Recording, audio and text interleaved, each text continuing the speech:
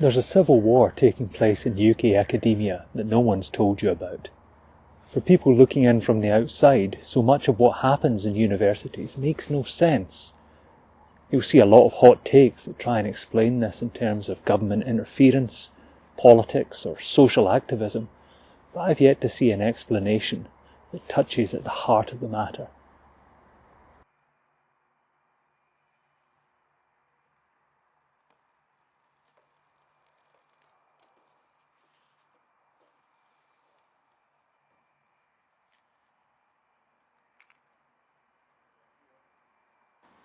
I've wanted to be an educator for as long as I can remember. I love it when I can help someone along the road to discovery or enlightenment. Some of my proudest days as a teacher have been when my students surpassed me in their abilities.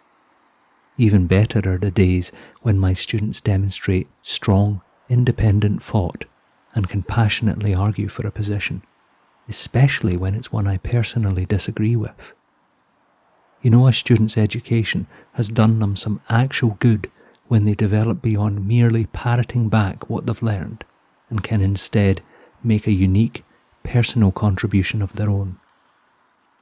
Since I wanted to enlighten, to inform, to train and to cultivate thinkers, it's not surprising that I gravitated towards universities as a career. I've worked in UK higher education in some capacity for over 20 years. But even after all this time, I often find the sector to be confusing. As a staff member, I found that the words of those in leadership often did not seem to correspond to their actions. I was profoundly confused by university messaging about how valued the teaching staff are, while those staff were simultaneously experiencing large, real-term drops in salary alongside an ever-increasing workload. For a long time I thought this mismatch was some kind of oversight, and I expended a lot of effort trying to correct the discrepancy, to get myself treated in the way they kept promising they would. Eventually the penny dropped.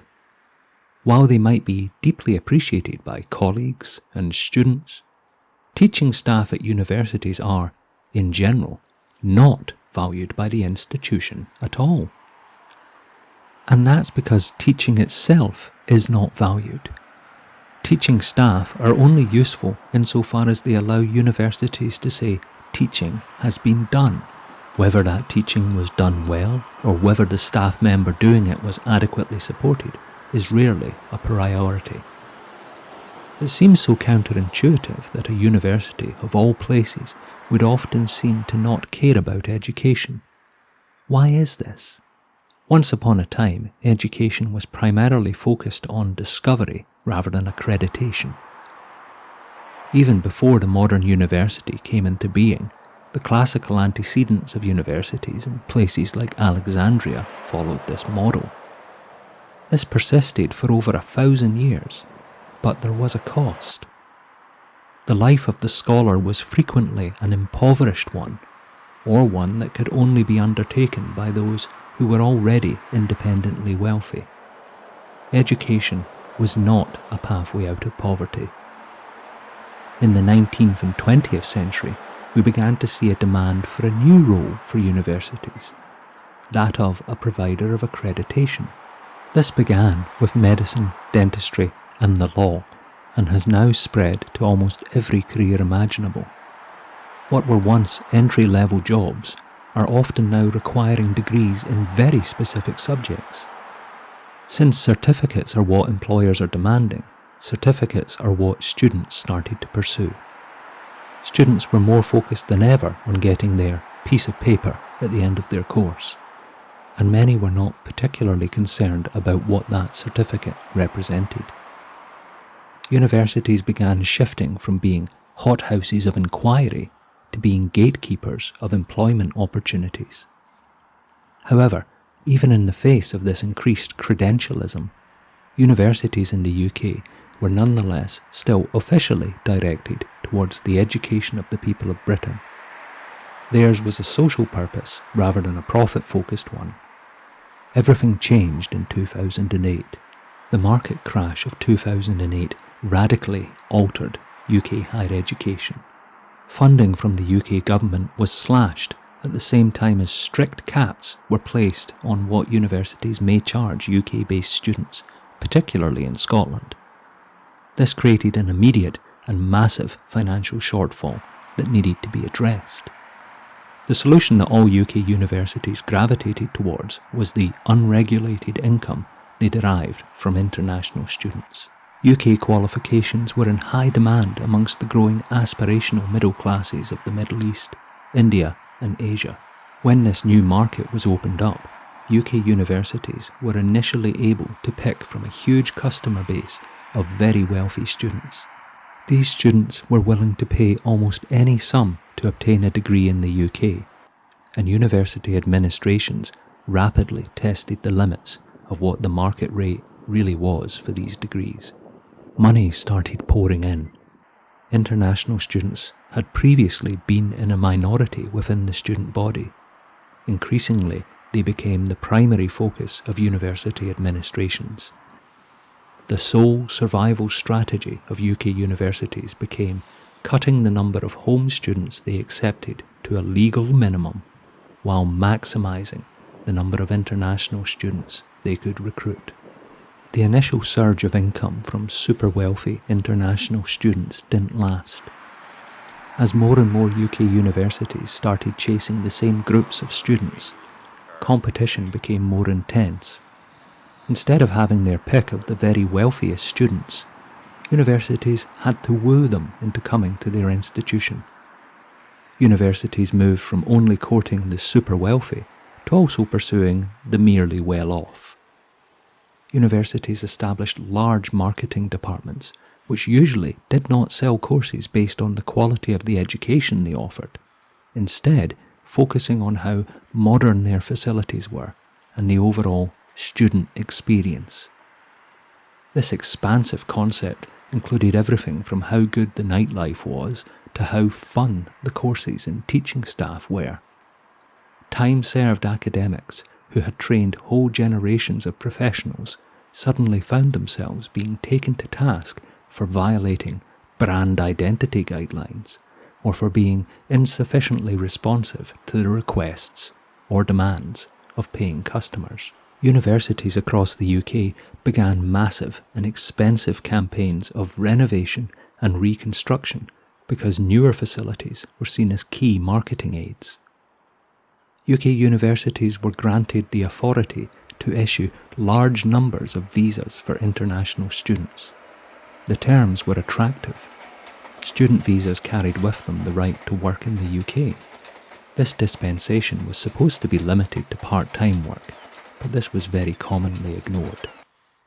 The visas allowed the relocation of immediate family. Visas ceased being seen merely as a way for students to study in the UK.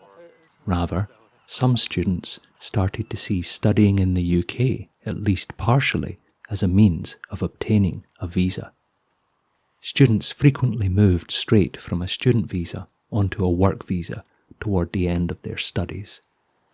It wasn't only the economically aspirational that wanted a UK visa. People facing genuine danger were also among the prospective customers of UK higher education. Compared to the backed-up asylum process, obtaining a student visa was seen as quick and comparatively easy if you had the money. For the upper middle classes of the troubled regions of the globe, a one-year master's course at a UK uni was often seen as an easy way to buy a visa. Teaching staff became used to students who told horror stories of the situations they had faced in their homeland. These same students often freely admitted that they applied to their course as a means of escape, not because they were particularly interested in the subject matter. They would file asylum claims towards the end of their student visa to convert it into a longer stay. Visa selling to the desperate joined credential selling as a key part of the business model of UK universities. This increased marketisation and credentialism gave rise to a cold civil war within academia. Universities became torn between the original purpose of teaching and their newfound purpose of selling credentials and visas. staff started splitting into philosophical factions. Frontline teaching staff were usually aligned to the educational faction. They wanted to teach. Leaders, on the other hand, were frequently chosen for their commitment to revenue generation. Leaders who were more educationally focused found their career progression hampered and sometimes actively sabotaged. Senior academics, often leaders in their fields, saw careers come to abrupt ends because they were seen as insufficiently dedicated to the selling of credentials. Even low-level academics started finding that their roles involved increasing amounts of sales. Language from the corporate world began to suffuse academic life. Marketing metrics like conversions, that is, inquiries by overseas students that were converted into actual sales, became key topics of discussion in departments.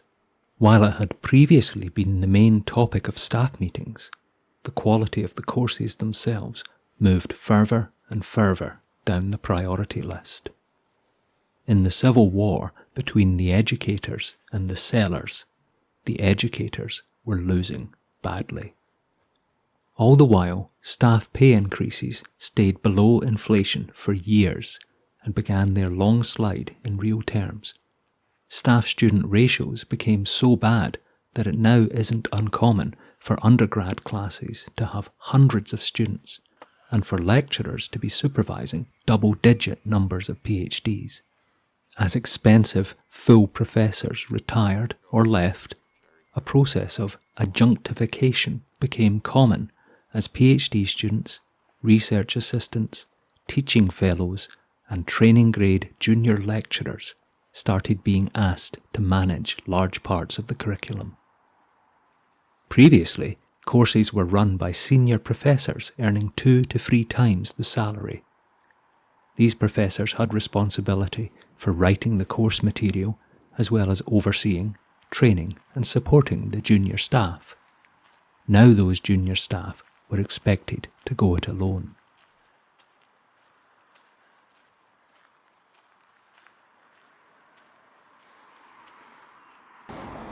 Having firmly placed all our eggs in the international student basket, quite suddenly the bottom fell out.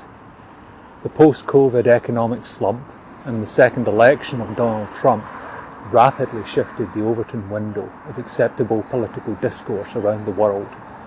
Anti-immigrant policies moved from being fringe positions to joining the political mainstream. The UK government started restricting student visas, and those that were issued now had less attractive terms. Bringing family over on student visas was made more difficult, as was converting a student visa into a work visa. Along with the restrictions in the supply of student visas, there was also a collapse in demand. UK universities began facing more intense competition from countries that adopted the same business model as us, but who still offered attractive terms. The supply of international students paying gigantic fees rapidly dried up. Universities started facing massive shortfalls and media scandals about financial crises. Across the UK, universities are laying off large numbers of teaching staff that are devoted entirely to the core educational mission of universities. In a desperate bid to restore profitability, the sellers are getting rid of the educators. The long-term implications of this remain to be seen. The global reputation of UK degrees took centuries to build. That reputation has been decimated in less than 2 decades. Expecting international students to bankroll the entire university was never a sustainable proposition in the long term. The future depends on whether anyone in a position of power wakes up to the need for radical reform of higher education funding before most UK universities have either gone under completely or have become pale imitations of their former selves.